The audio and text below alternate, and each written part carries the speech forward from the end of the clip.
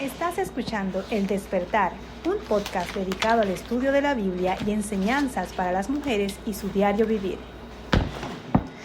Muy buenos días, chicas. Feliz comienzo de semana. Estamos ya casi a la mitad del mes de julio. Como siempre digo, cada vez que inicia enero, en menos de lo que canta un gallo, ya estamos a final de año. Y esto también es parte de las profecías, ¿no? Que el Señor nos ha dejado que en los últimos tiempos los días serán acortados. Y yo digo amén, que necesitamos que Cristo venga pronto. Muy bien, espero que hayan pasado un excelente fin de semana y bueno, en esta ocasión vamos a dar inicio a nuestro estudio de Mateo 17 y como siempre he descubierto muchas cosas interesantes que en lo personal me vuelan la tapa del cerebro y me hace querer buscar y seguir conociendo más de lo que Dios nos ha dejado en su palabra. Y yo te animo a que tú tomes tu cuaderno, tu Biblia y hagas anotaciones.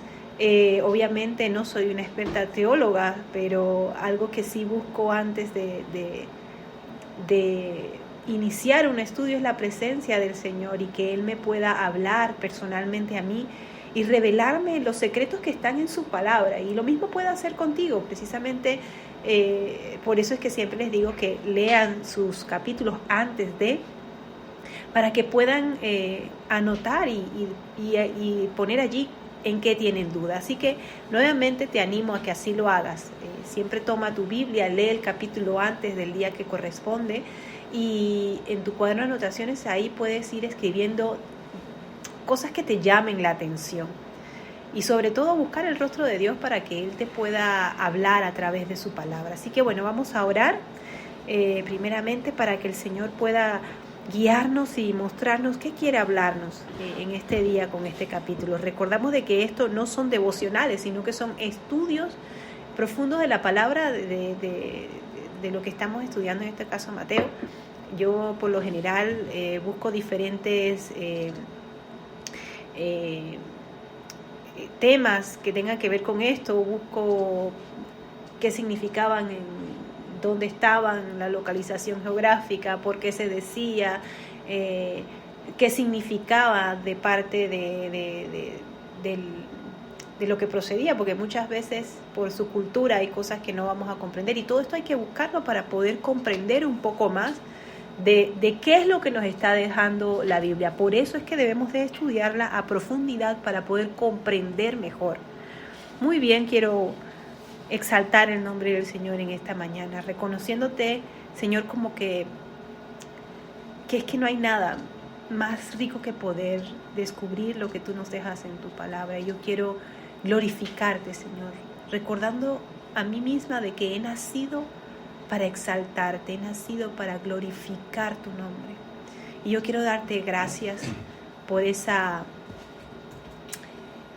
adopción que tú has tenido para con nosotros, por esa gracia de la adopción, Señor, que vamos a estar viendo hoy. Yo te ruego que toda aquella persona que nos escucha, Señor, en cualquier parte del mundo que nos está escuchando, pueda ser tocado también por tu palabra en el día de hoy. En tu nombre te lo pido. Amén. Muy bien, vamos a dar inicio entonces a nuestra lectura, que está en Mateo 17. Y yo estoy leyendo la versión NBLA, nueva versión del lenguaje actual. Y dice así: 6 días después, Jesús tomó con él a Pedro y a Jacobo y a Juan su hermano, y los llevó aparte a un monte alto. Delante de ellos se transfiguró, y su rostro resplandeció como el sol, y sus vestiduras se volvieron blancas como la luz. En esto se le apareció Moisés y Elías hablando con él. Entonces Pedro dijo a Jesús: Señor, bueno es que estemos aquí. Si quieres, haré aquí 3 enramadas para ti, otra para Moisés y otra para Elías. Mientras estaba aún hablando Pedro, una nube luminosa los cubrió, y una voz salió de la nube diciendo: Este es mi Hijo amado, en quien yo estoy complacido. Óiganlo a él. Si tú eres de resaltar, yo te animo a que tú resaltes esta parte de óiganlo a él. Cuando los discípulos oyeron esto, cayeron sobre sus rostros y tuvieron gran temor. Entonces Jesús se les acercó y tocándolos les dijo: levántense y no teman. Y cuando alzaron sus ojos, no vieron a nadie, sino a Jesús solo. Elías descendía del monte. Mientras descendía del monte, Jesús les ordenó: no cuenten a nadie la visión hasta que el Hijo del Hombre, haya resucitado de entre los muertos. Los discípulos entonces le preguntaron: ¿por qué pues dicen los escribas que Elías debe venir primero? Respondió Jesús: Elías ciertamente viene y restaurará todas las cosas. Pero yo les digo que Elías ya vino y no le reconocieron, sino que le hicieron todo lo que quisieron. Así también el Hijo del Hombre va a padecer en manos de ellos. Entonces los discípulos entendieron que él les había hablado de Juan el Bautista. Cuando llegaron a la multitud, se acercó a Jesús un hombre que, arrodillándose delante de él, dijo: Señor, ten misericordia de mí, porque es epiléptico y sufre terriblemente, porque muchas veces cae en el fuego y muchas en el agua. Lo traje a tus discípulos y ellos no pudieron curarlo. Jesús respondió: oh generación incrédula y perversa, ¿hasta cuándo estaré con ustedes? ¿Hasta cuándo tendré que soportarlos? Tráiganmelo acá. Jesús le reprendió y el demonio salió de él y el muchacho quedó curado desde aquel momento. Entonces los discípulos, yo me los imagino a ellos llegando así todo como con temor, llegándose a Jesús en privado, dijeron: ¿por qué nosotros no pudimos expulsarlo? Y él les dijo: por la poca fe de ustedes, porque en verdad les digo que si tienen fe como un grano de mostaza, dirían a este monte: pásate de aquí a allá, y se pasará, y nada les será imposible. Pero esta clase no sale sino con oración y ayuno. Quiero que también subrayen aquí: oración y ayuno. Mientras andaban junto por Galilea, Jesús le dijo: el Hijo del Hombre va a ser entregado en manos de los hombres, lo matarán y al tercer día resucitará. Y ellos se entristecieron mucho. Cuando llegaron a Capernaum, se acercaron a Pedro los que cobraban las 2 dracmas del impuesto del templo y dijeron: ¿no paga su maestro el impuesto del templo? Sí, contestó Pedro. Y cuando él llegó a casa, Jesús se le anticipó diciendo: ¿qué te parece, Simón? ¿De quiénes cobran tributo o impuesto los reyes de la tierra, de sus hijos o de los extraños? De los extraños, respondió Pedro. Entonces los hijos están exentos, le dijo Jesús. Sin embargo, para que no los escandalicemos, ve al mar, echa el anzuelo y toma el primer pez que salga. Y cuando le abras la boca hallarás un ciclo. Tómalo y dáselo por ti y por mí. Chicas, cuando yo leía todo esto, yo iba anotando, ¿verdad? Que es lo que les he mencionado. Lo primero que anoté fue que me llamó la atención las 3 enramadas. Luego lo otro que me llamó la atención es que decía: Elías vendrá. Y dice: Elías ya vino, que era el Juan el Bautista. Es como si fuera un juego de palabras. Lo otro que me llamó la atención fue que los discípulos no pudieron sacar el demonio por la poca fe. Y que eso solo salía con ayuno y oración. Y puse aquí: estar siempre preparados, porque Jesús estaba bien preparado. Luego también la parte de que llegaron a Capernaum y le cobraran impuestos a Jesús. Él, por no buscar bronca, dijo: mira, ve y vamos a pagarle este asunto a esta gente y ya está. Nos quitamos del medio y no vamos a estar en contiendas. Lo otro aquí es que más adelante voy a estarles diciendo las cosas que me llamaron la atención, ¿no? Otra es la parte de que la gracia de la adopción. Y voy a dar inicio entonces para que podamos ir viendo del por qué todo esto que les estoy diciendo. El tema de hoy realmente está bastante interesante, como todo lo que la Biblia nos habla. Tal vez va a estar un poco extenso, posiblemente puedo cortarlo para continuar en el día de mañana y no les sea tan extenso y puedan disfrutar cada palabrita. Muy bien. Leemos en lo primero que vamos a estar leyendo en el Mateo, dice 1 y 2, que dice la transfiguración de Jesús. Fue lo primero que ocurrió en este relato, ¿no? Que nos están diciendo. Fue ante los discípulos. Dice que fue 6 días después. Jesús tomó a Pedro y a Jacobo y a Juan su hermano. Me llama la atención porque estos tres que están aquí, Pedro, Jacobo y Juan, eran los famosos llamados discípulos del trueno. O sea, que eran los más desbocados, por decirle así. Eran los que más andaban así a lo loco. O sea, que el Señor agarró a estos tres y los llevó aparte a un monte alto. Y se transfiguró delante de ellos y resplandeció su rostro como el sol y sus vestidos se hicieron blancos como la luz, chicas. Y ahora, ¿por qué? No, nos preguntamos, ¿por qué tomó a estos tres? Jesús no invitó a todos sus discípulos, sino que solamente a estos tres. Quizás Jesús hizo esto para prevenir el relato de este milagro increíble antes del tiempo adecuado, ya que, como les mencioné, estos tres eran lo más desencajados en más de 4 cosas. Otros sugieren que lo hizo porque estos tres necesitaban más supervisión que los demás, que es lo que les decía, eran los 3 discípulos del trueno. Esto era de los que mandaban de una vez mira, no, esta gente no quiso recibir, mandaba fuego del cielo para que se quemen. Era una de sus expresiones. Y bien, dice 6 días después.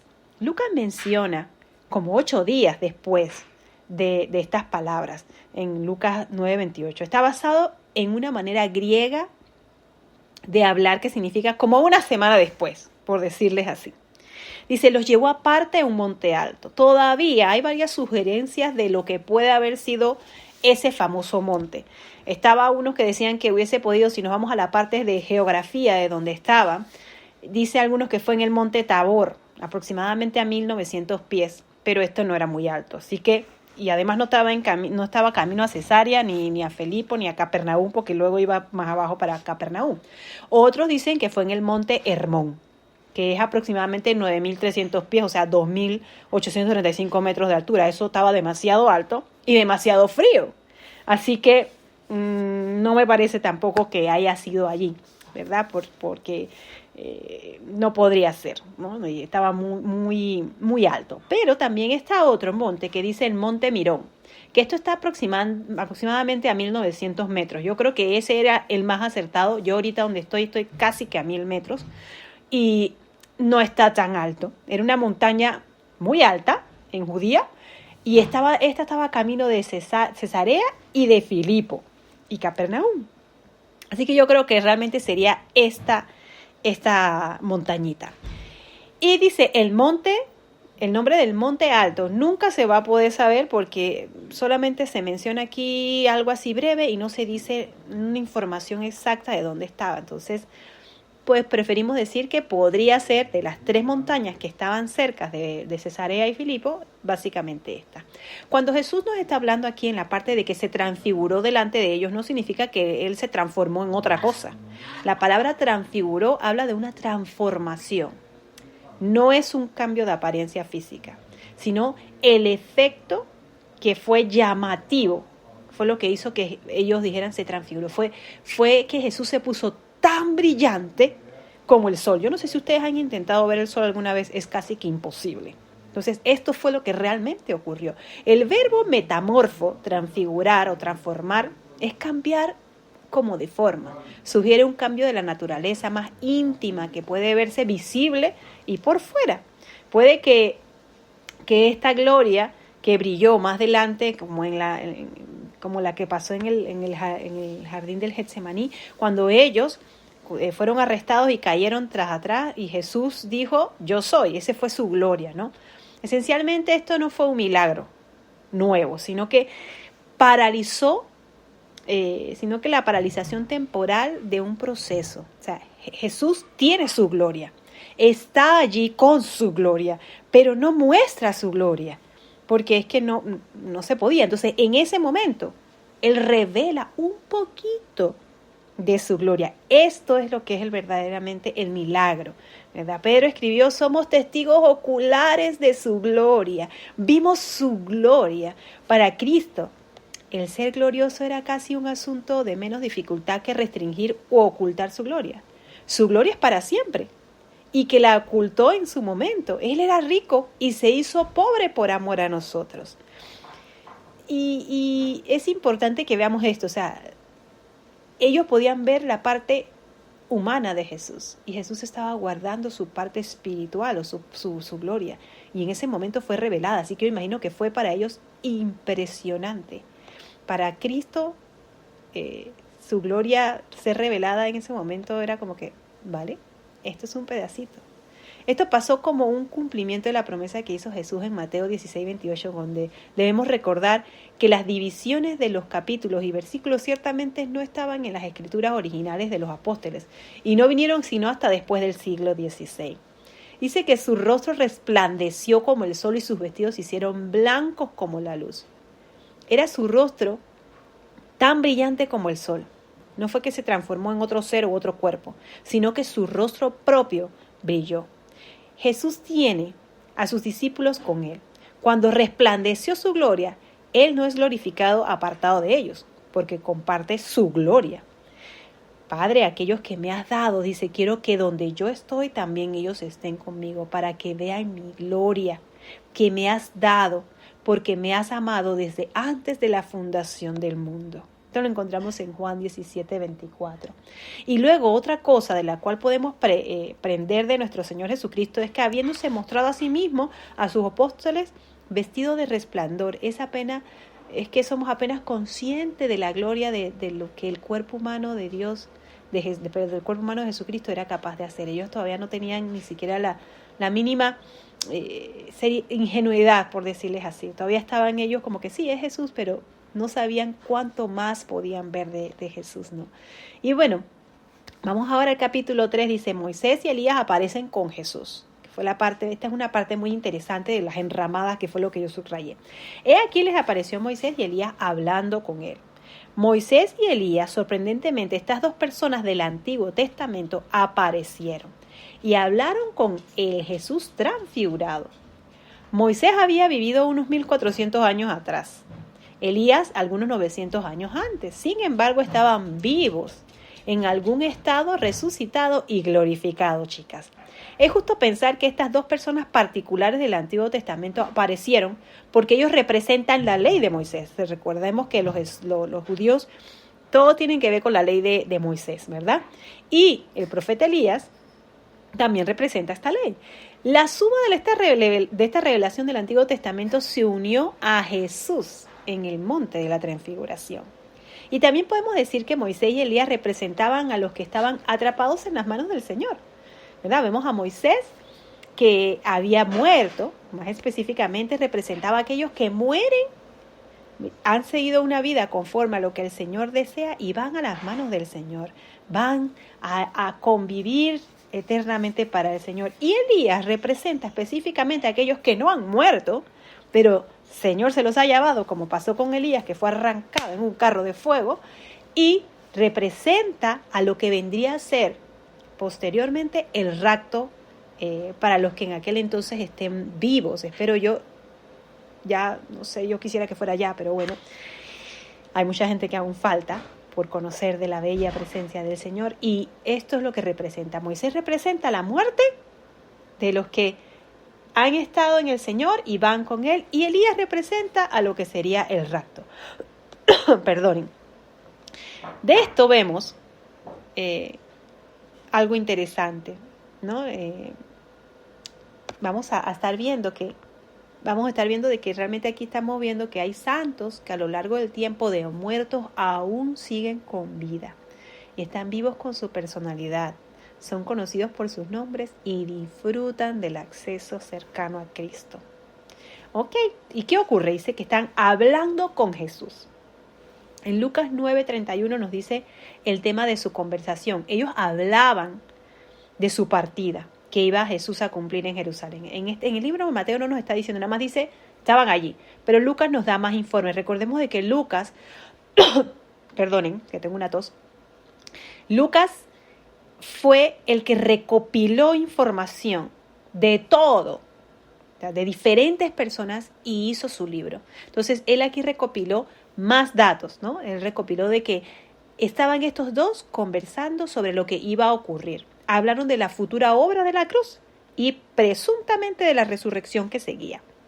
Pero también podemos pensar, ¿y en dónde se pudo haber encontrado temas más grandes que la muerte maravillosa y su gloria, la resurrección? Más que en este momento. Dice, ellos le aparecieron, pero ellos hablaron con él. El objetivo de estos dos santos no era conversar con los apóstoles, sino con su Maestro Jesús.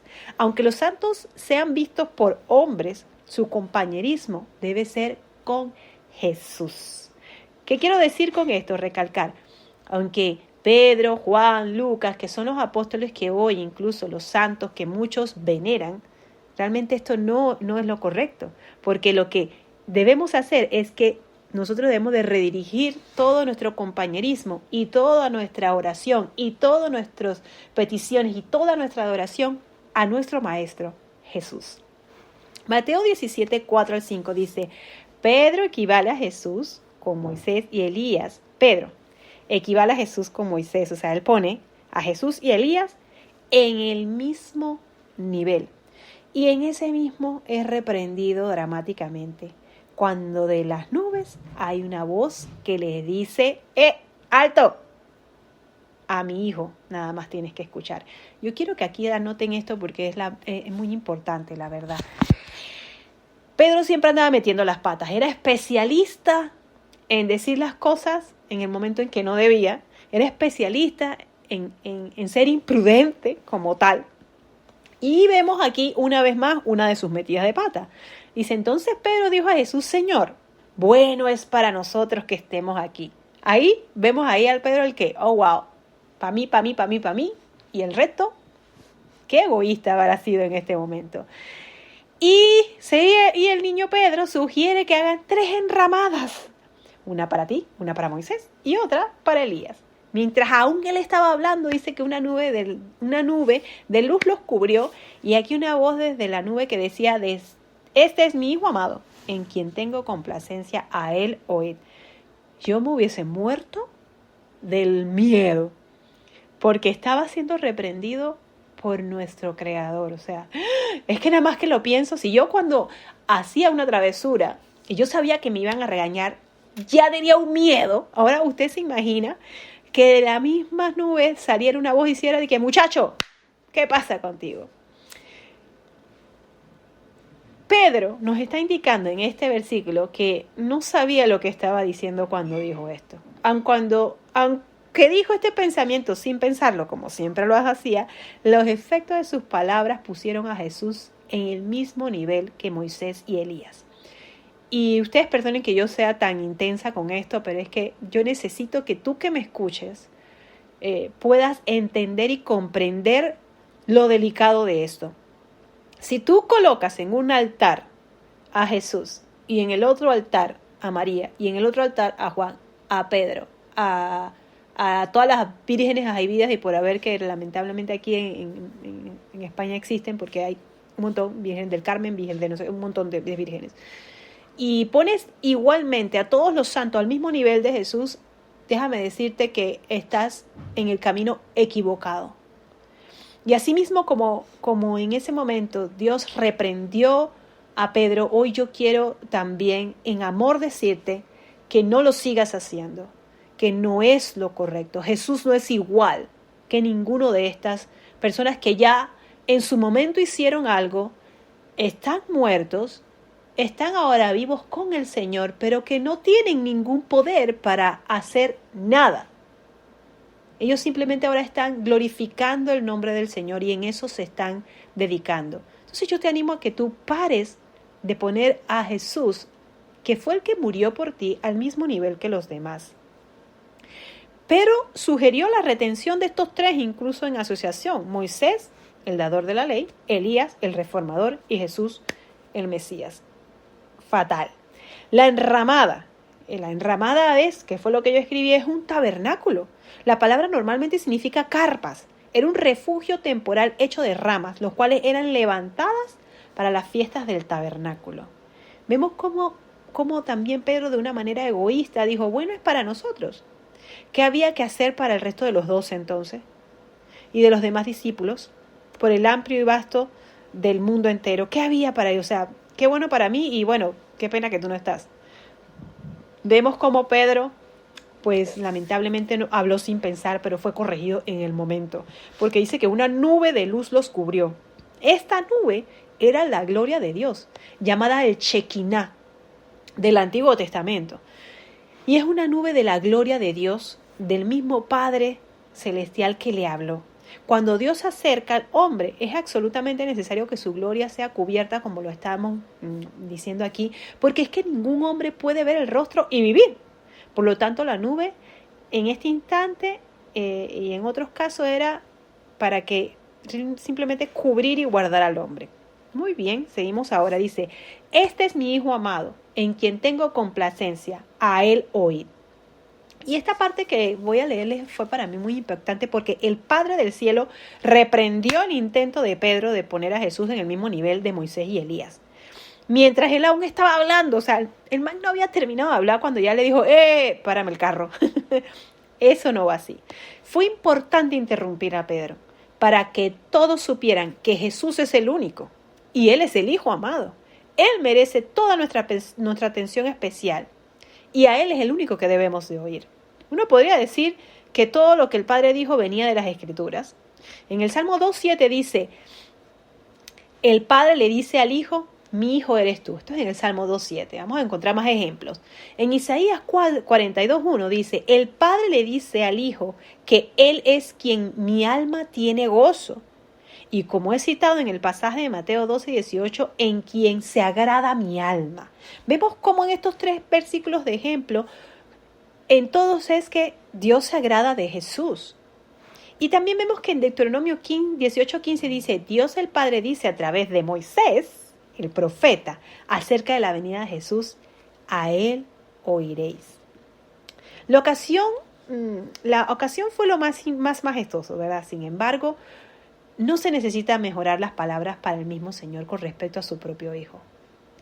Que en aquellas que están registradas en los años anteriores en las Escrituras, nos dice de una manera de que la voz del Señor pronuncia 3 palabras de la Biblia y seguramente el Señor habla en el lenguaje de las Escrituras. ¿Cuánto más deberíamos de hacerlo nosotros los siervos? En todas las palabras que el Señor nos dice aquí se refiere a de que Jesús, Jesús, Jesús. Debemos de predicar la palabra de Dios conforme a lo que Él nos está dejando en ellas, de que es Jesús, el único digno de gloria, el único. Bueno, y también pues en este otro desarrollo del tema significante de Mateo, del conflicto entre Jesús y los líderes religiosos en estas palabras del cielo, Dios dio pues al Padre claramente colocó a Jesús por encima de la ley y los profetas. No es meramente otro, ni siquiera un mejor dador de la ley o profeta. Jesús es el único, chicas, el único Hijo. Y si el Padre dice, este es mi Hijo, observamos la gracia de nuestra adopción. Tú y yo podemos ver aquí lo importante que es para que cualquiera persona se tire al suelo y llore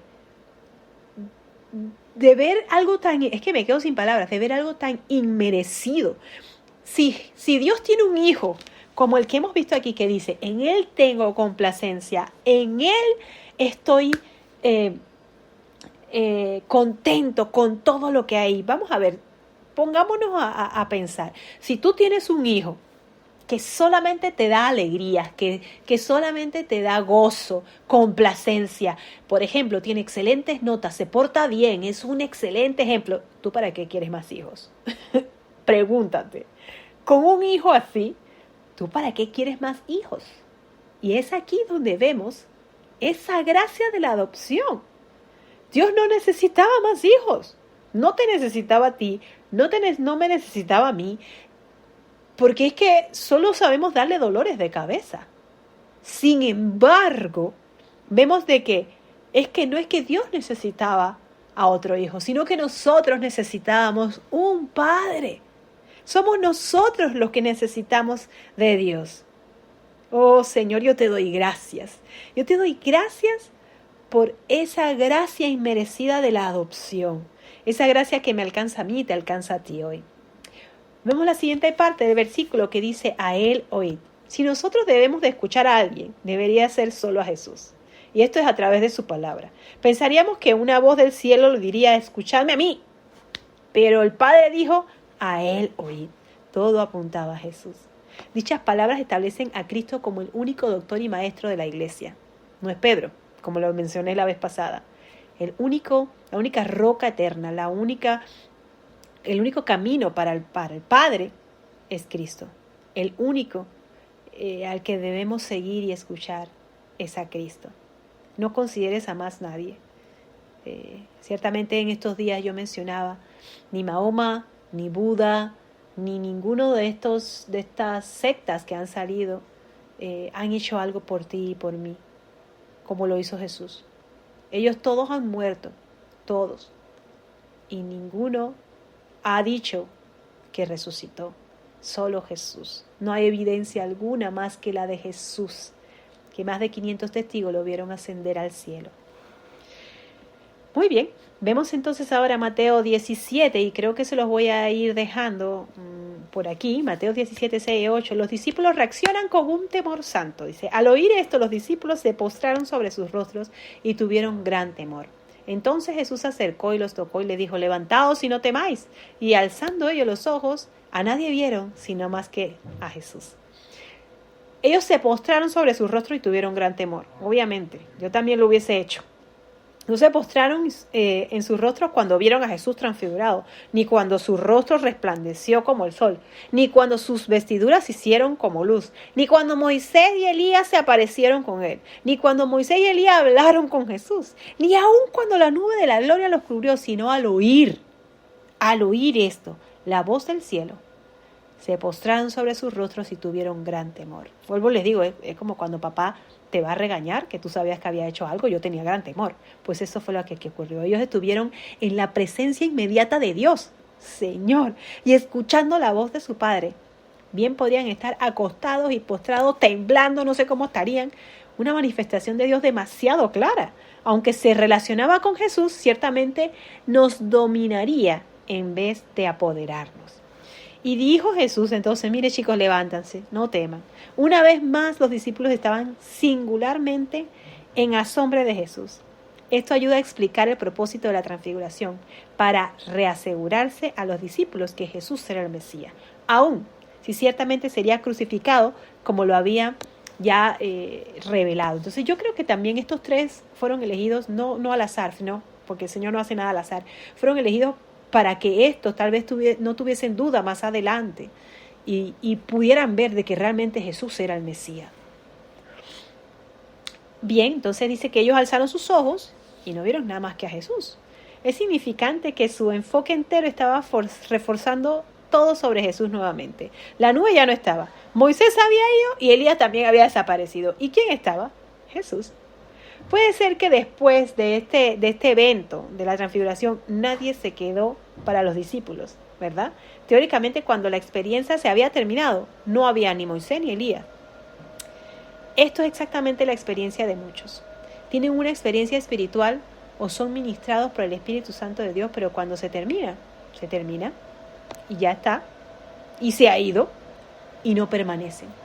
Debemos de recordar de que Jesús no es algo emocional. Jesús es una relación día con día. Y que ciertamente no vas a tener picos todos los días de emociones. Va a haber momentos en que el vaso se va llenando y otra vez tienes que ir a la fuente para que te vuelva a llenar. Puede ser que después de este evento esta gente fue realmente transformada y quedaron impactados y realmente pudieron ver la gloria de Dios y pudieron ver de que solo el único que, después de que todos se vayan, el único que queda es Cristo. Muy bien, en Mateo del 9 al 13, el problema de Elías viene primero. Esto me llamó la atención y también lo escribí. Dice, cuando descendieron del monte, Jesús les mandó diciendo, no digáis a nadie la visión hasta que el Hijo del Hombre resucite de los cielos, de los muertos. Entonces sus discípulos le preguntaron diciendo, ¿por qué pues dicen los escribas de que debe venir Elías primero? Bueno, cuando les dice, no digan a nadie la visión hasta que el Hijo del Hombre resucite de los muertos, sabiamente Jesús le dijo a sus discípulos que no hablasen de su transfiguración hasta después de su resurrección. La resurrección fue la confirmación final de su ministerio y de su gloria. Hasta entonces, reportes de la transfiguración serían más para poner a prueba la fe de aquellos que no la vieron en vez de fortalecer su fe. ¿Y por qué dicen los escribas que es necesario que Elías venga primero? Pues este es un punto bien interesante. Los discípulos habían escuchado que Elías debía de venir. Hasta el sol de hoy, ellos en Israel están esperando que ese Elías aparezca. Y cuando nos vamos a la parte de Apocalipsis, que no quiero todavía meterme mucho allí, ahí se habla de este Elías, que va a ser los testigos de aquel entonces. Y ellos son los que van a estar diciendo, ¡hey! Jesús viene, Jesús viene, Jesús viene por segunda vez. Y aún así a estos los van a matar. Bueno, les hice ya un spoiler de lo que era Apocalipsis. Ellos habían escuchado de Elías que tenía que venir de acuerdo con la promesa que dice Malaquías 4:5. He aquí, yo os envío al profeta Elías antes de que venga el día de Jehová, grande y terrible. Ojo, este es un punto muy importante, porque en ese momento no estaban viendo los días de Jehová grandes y terribles. Estaban todavía pasando por una primera etapa. Viene la segunda etapa, que es cuando Jesús venga de vuelta. ¿Y por qué dicen esto? Muy bien. Su pregunta tal vez iba así. Jesús, sabemos que Elías viene primero que el Mesías, pero tú estás aquí, ¿no? Entonces, ¿cómo es eso que acabamos de ver Elías? Esta gente yo creo que tenía un cacao en la cabeza. Y bueno, Jesús les responde, a la verdad Elías viene primero y restaurará todas las cosas. Jesús les aseguró a sus discípulos que ciertamente Elías vendría primero. Pero la primera venida de Jesús no trajo el día de Jehová y grande, terrible, como les acabo de mencionar. La venida de Elías que se está mencionando en Malaquías 4:5, está indicando la aparición de los testigos de Apocalipsis que les acabo de mencionar, que se encuentra en Apocalipsis 11 del 3 al 13. Y después es la segunda venida de Jesús. Entonces, ven, ya esta parte más clara. Dice, mas os digo que Elías ya vino y no le conocieron. Sin embargo, había un sentido en el cual Jesús, con justa razón, podría decir, Elías ya vino, señores. Elías había llegado en la obra de Juan el Bautista, quien ministraba a través del poder del espíritu de Elías, ¿verdad? Del espíritu, de Dios y el poder de Elías. Y vamos a ver unos puntos interesantes. Dice, esto evidentemente de la vida y la obra de ambos, de Elías y de Juan el Bautista. Dice, Elías era notado por tener un celo completo de Dios. También Juan el Bautista. Elías reprendía con audacia el pecado en los lugares altos o donde estaban. Juan también lo hacía. Elías llamó a los pecadores y a los conciliadores a una decisión de arrepentimiento. Juan también lo hacía. Elías atraía multitudes en su ministerio. Juan también lo hacía. Elías trajo la atención y furia del rey y su esposa. También Juan el Bautista. Elías era un hombre austero. Juan también. Elías huyó al desierto. Juan también lo hizo. Elías vivía en un tiempo corrupto y fue usado para restaurar vidas espirituales que habían fallado. También esto lo hizo Juan el Bautista. Entonces vemos cómo Juan representaba también el poder que tenía Elías a través del Espíritu. Muy bien. Me queda solamente 7 minutos. Voy a ver si puedo. Creo que no. Vamos a pararlo hasta aquí porque todavía queda buen tema por delante, que es muy importante. Así que lo estaremos viendo mañana. Para recapitular todo lo que hemos leído. Yo creo que debemos de quedarnos con unos puntos muy importantes en este estudio. Primero que todo, el único digno de gloria es Jesús. Cuando Pedro intentó decir, venga, hagamos una enramada, fue reprendido por el mismo Dios. Yo te animo a que hoy tú no seas reprendida por el mismo Dios. No seas terca, no seas, no me gusta utilizar esa palabra, pero no seas necia en seguir exaltando y adorando a quien no merece y a quien no le corresponde esa gloria, más que a Jesús. Por otro lado, quiero también exaltar la parte de la gracia de la adopción que hemos estado viendo aquí. Yo le doy gracias de que aunque Dios no necesitaba más hijos, Él decidió darnos en adopción a nosotros. Nos dio esa adopción. Yo alabo su nombre por eso. Tú y yo hemos sido adoptadas. Aunque no nos portemos bien, aunque realmente yo misma no quisiera tener una hija como yo por todas las cosas que he hecho en el pasado y que ciertamente tal vez seguiré cometiendo, veo cómo Dios me ama, veo su amor y su paciencia para conmigo y también la hay para contigo. Y quiero animarte a que tú hoy medites en esto. Solamente la gloria es para Jesús y da gracias por esa gracia inmerecida de la adopción que te alcanzó a ti, que te alcanzó y me alcanzó a mí y alcanza a toda aquella persona que hoy escucha. Muy bien, mañana seguiremos con el estudio de Mateo. Veremos una parte importante sobre cuando es el endemoniado es curado, y vemos por qué los discípulos no pudieron curarlo. Entonces, mañana será otro día interesante de este estudio. Nos vemos mañana, chicas, y te animo a que sigas leyendo tu Biblia y sigas escudriñando para que puedas estar presta en los tiempos que se dan y puedas discernirlos.